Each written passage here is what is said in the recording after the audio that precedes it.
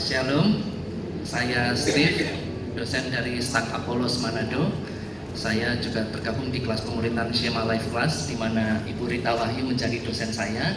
Saya bersukacita hari ini akhirnya kita ketemu. Kemarin juga saya ada 2 pertanyaan, Ibu. Ini berkaitan dengan konsep Sifnim Panim Latora. Torah mempunyai 70 wajah. Untuk pertanyaan pertama ini ditujukan kepada komunitas Kristen. Kebetulan di antara kita mayoritas dari gereja karismatik, dan karismatik ini terkadang oknum ya, nggak semua, tapi kita beberapa gembala sering mendengar visi atau suara Tuhan begitu. Dan kalau kita cermati, terkadang antara satu pendeta dengan pendeta lain itu berkontradiksi, tapi semuanya mengaku itu dari Tuhan. Nah, pertanyaan saya, sebagaimana di Yahudi itu, khususnya di Pirkei Avot dalam etika para leluhur, literatur Yahudi yang tadi komentari tadi, ada konsep namanya Syiak La Torah, buatlah pagar di sekeliling Torah. Nah, maka pertanyaan saya yang pertama, kalau di Kristen apakah ada ibaratnya untuk penafsiran bebas ini kan harus tetap ada pagernya supaya kita tidak akhirnya menjadi aneh-aneh begitu. Itu yang pertama.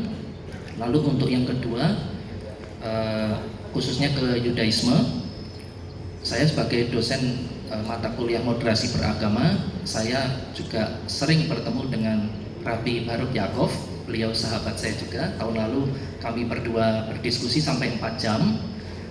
Di situ beliau mengatakan tentang Torah CPLP. Beliau mengatakan bahwa itu Torah lisan yang diturunkan mulai dari Adam malahan secara lisan sampai kodifikasinya di abad keempat. Ada Talmud Yerusalem dan Talmud Babli. Maka saya mencari banyak literatur di situ karena tertarik, dan saya khususnya seperti tadi ada slide tentang Nabi Musa. Saya mendapati bahwa kisah kelahiran Nabi Musa yang pengangkatan dari air itu kok ada 5 versi, Ibu. Nah, jadi kalau kan tidak mungkin 5-5-nya benar. Kalau 5-5-nya salah bisa. Nah, yang benar mungkin yang ke-6. Jadi itu menimbulkan banyak sekali pertanyaan kepada saya, bahwa yang namanya tafsiran itu terjadi karena kita tidak ngerti.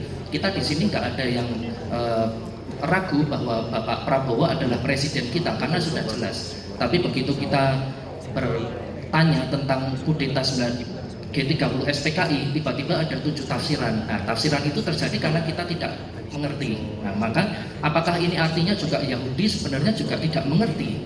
Maka ada banyak tafsiran. Nah, oleh sebab itu, sebagaimana Ibu tadi menjelaskan bahwa Tuhan Yesus juga mengikuti tradisi lisan, maka khususnya kita di generasi milenial dan sekarang ini, bagaimana kita menyingkapi atau menerima Torah CPLP ini? Apakah 100% kita terima atau hanya berapa persen yang kita terima?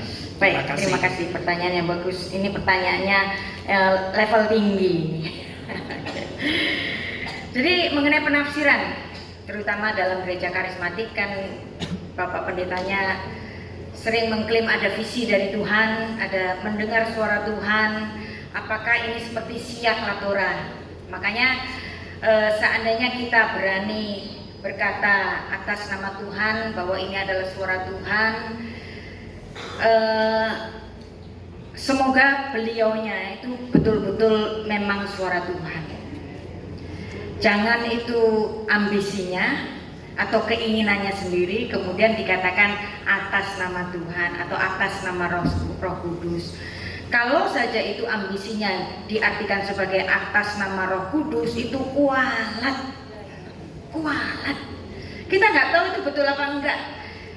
Yang tahu betul apa enggak adalah yang bersangkutan sendiri. Nah, bagaimana kita mendapati itu benar apa enggak? Sebenarnya kita sudah dikasih garis-garisnya, dari buahnya lah engkau akan melihatnya. Contohnya misalnya begini, Bapak Gembala ngeklaim mendengar suara Tuhan, bahkan kadang-kadang lebay.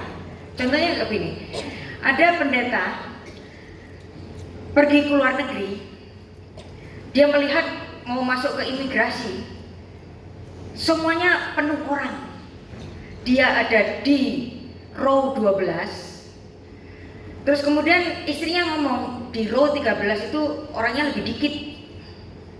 Terus si bapak gembala ini ngomong, Tuhan bicara padaku, tetaplah di row 12, jangan di row 13. Ya ampun, ini kan lebay. Ini kan cuma soal kita berhikmat atau enggak. Masa gini aja ngurusi bahwa ini ada suara dari Tuhan, ya enggak begitu dong. Apalagi misalnya kalau kita ketahui dia bisa mendengar suara Tuhan tapi dia enggak siap sedia rikat ketika ada pegawainya sendiri yang belum digaji misalnya, atau ada kedukaan orang yang dia nggak mau tahu misalnya. Lah kalau Tuhan yang kelihatannya aja dia bisa dengar dan yang kelihatan dia nggak bisa dengar, berarti itu salah gitu doang.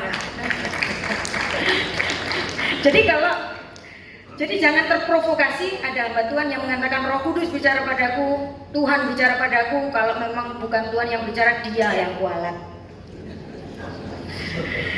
Nah, lalu bagaimana tadi ditanyakan mengenai siak latorah. Siak latorah itu pagar batasan mengelilingi Torah. Kenapa kok ada pagar batasan mengelilingi Torah? Karena buat orang Ibrani, Torah itu adalah hukum undang-undang dasarnya. Maka untuk melaksanakan undang-undang dasar ini harus ada juklak, petunjuk pelaksanaan. Nah, lalu kemudian para rabi mengajarkan ajarannya sendiri, makanya ajaran para rabi, makanya Judaism rabbinik, karena mengikuti pengajaran para rabi. Karena Torah sendiri sudah tidak dapat dilakukan karena ketiadaan bait Allah, maka harus ada siak latorah. Itu terjadi pada orang-orang Israel ketika dibuang di Babel, gak ada bait Allah, maka harus ada pagar-pagar hukum Taurat supaya orang Taurat tidak menabrak hukum utamanya. Nah, dan ternyata siak latorah, pagar hukum Torah ini, tradisi ini terus dikembangkan sampai pada zamannya Tuhan Yesus, dan Tuhan Yesus juga membuat siak latorah. Tuhan Yesus membuat peraturan yang tidak ditulis di kitab Torah, dan Anda tahu kok orang Yahudi kok nggak marah, kok Tuhan Yesus ngajari ajarannya sendiri, kok nggak marah, kok nggak dimarahi. Karena seorang rabi itu punya kuasa untuk membuat pagar-pagar di sekeliling Torah. Contohnya apa? Tuhan Yesus mengatakan, mengutip kitab Torah, kamu telah mendengar, jangan berzina. Nah, ini kan Torah. Lalu kemudian Tuhan Yesus menambahkan pengajarannya, tetapi aku berkata kepadamu, seorang laki-laki yang melihat perempuan dan mengingininya, dia sudah berzinah di dalam hatinya. Itu nggak ada di Torah. Itu namanya siak latorah. Lalu kalau siak latorah itu ada pada zamannya pembuangan di Babel sampai pada zaman Tuhan Yesus, dan sampai hari ini tetap diikuti oleh orang-orang Israel. Lalu apakah di kekristenan ada siak latorah? Ada. Contohnya apa? Siak latorah yang paling terkenal itu adalah doktrin Trinitas. Cari Trinitas di sepanjang Kejadian sampai Wahyu, nggak ada kata Trinitas.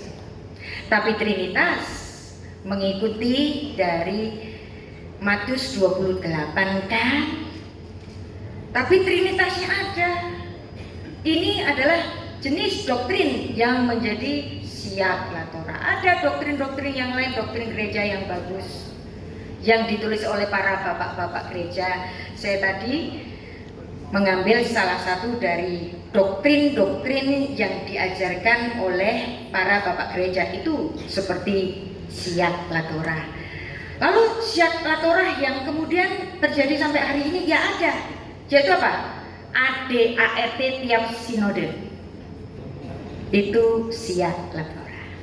Sepanjang ADART ini tidak menabrak firman, Ya, boleh kita jalankan. Termasuk judul persepuluhan dan buah sulung yang kemarin sudah kita perdebatkan. Boleh, ya, boleh. Asal jangan diancam-ancam gitu aja maksud saya.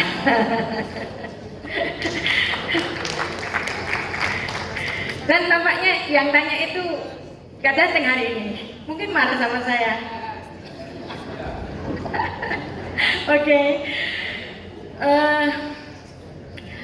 Mengenai Yudaisme, pertanyaan yang kedua. Ada Torah Chef Alpe, Torah di mulut, ajaran tradisi. Ajaran tradisi ada, dan itu juga pernah dikutip oleh Tuhan Yesus mengenai apa? Persepuluhan adas jintan manis. Itu adalah Torah Chef Alpe. Nah, jadi Anda tahu, kita perjanjian baru ditulis dalam bahasa Yunani, tetapi yang nulis orang Ibrani. Dianggapnya kita itu tahu kebudayaan Ibrani. Makanya karena kita tidak tahu kebudayaan Ibrani, maka baiklah kita belajar kebudayaan Ibrani untuk menggali perjanjian baru lebih dalam lagi, walaupun perjanjian baru itu ditulis dalam bahasa Yunani. Nah, kemudian muncul tafsir-tafsir. Nah, seperti Torah lisan ini, apakah ada di dalam kekristenan? Ya ada. Ya. Contohnya tadi Siaklah Torah atau Torah Siak Alpe, misalnya gini. Tuhan Yesus itu dibaptis selam. Ya, ini perdebatan kan kita, mau selam apa percik? Percik aja selam. Ya kan? Di sini ada Torah Siak Alpe, yaitu dalam buku Didache. Jadi pengajaran para rasul di situ mengatakan kalau nggak ada sungai air hidup, kalau nggak ada air hidup sungai yang mengalir, nggak ada air, bolehlah dengan percikan. Itu ada di kitab Didache pengajaran para rasul. Makanya gereja-gereja sudah tahu bahwa kata baptiso itu memang selam, tapi kok tetap melakukan percik. Ya di sini ada juplaknya juga kok. Di mana? Di kitab Didache. Yaitu itulah yang kita sebut sebagai Torah Chef Alpe-nya orang Kristen. Torah keduanya orang Kristen. Ajaran dari bapak-bapak gereja.